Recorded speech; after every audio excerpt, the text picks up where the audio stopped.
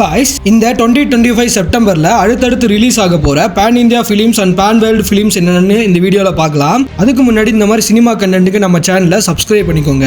இதுல ஃபர்ஸ்டா பவன் கல்யாணோட ஓஜிங்கிற படங்க. இது ஒரு கேங்ஸ்டர் ஆக்ஷன் த்ரில்லர் படங்க.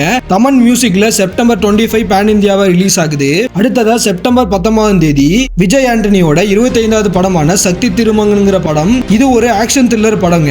இதே டேட்ல கவினோட ரொமான்டிக் காமெடி பிலிமான கிஸ்ங்கிற படமும் ரிலீஸ் ஆகுதுங்க.